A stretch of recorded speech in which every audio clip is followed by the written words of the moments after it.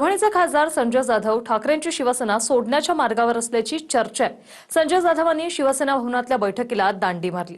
याआधी खासदार जाधव शिवसेनेच्या बैठकांना गैरहजर होते आणि त्यामुळे जाधव ठाकरेंच्या शिवसेनेला रामराम करण्याच्या तयारीत असल्याची जोरदार चर्चा आहे।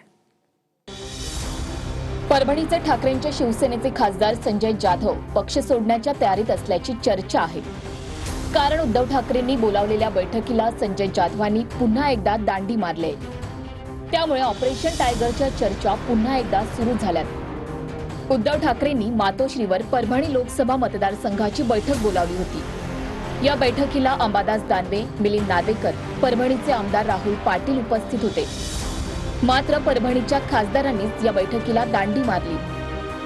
नात्यातील विवाह समारंभ असल्यानं बैठकीला उपस्थित राहू शकलो नाही असं स्पष्टीकरण संजय जाधवांनी दिलं।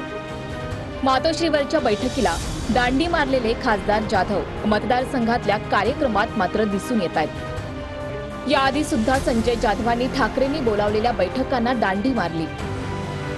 मार्च महिन्यात ठाकरेंनी खासदारांची बैठक बोलावली होती। या बैठकीला संजय जाधव अनुपस्थित होते। आता शनिवारी झालेल्या परभणी जिल्ह्याच्या बैठकीलाच त्यांनी दांडी मारली।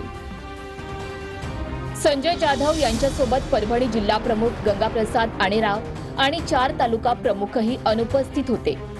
4 दिवसांपूर्वी परभणी रेस्ट हाऊस मध्ये संजय जाधवांनी शिवसैनिकांसमोर आपल्या मनातली अस्वस्थता बोलून दाखवली होती।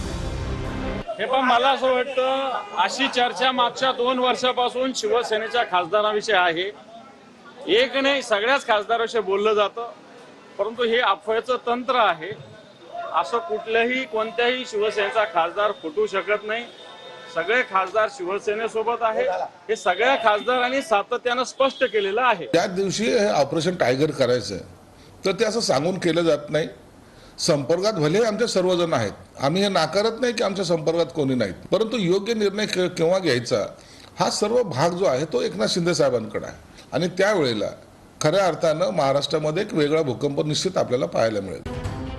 संजय जाधव अनुपस्थित राहिल्यानंतर उद्धव ठाकरेंनी बैठकीत उपस्थित असणाऱ्यांना कानमंत्र दिलाय। जाणाऱ्यांना जाऊ द्या, पक्षात निष्ठेनं आणि जोमानं काम करा असं उद्धव ठाकरे यांनी म्हटलंय।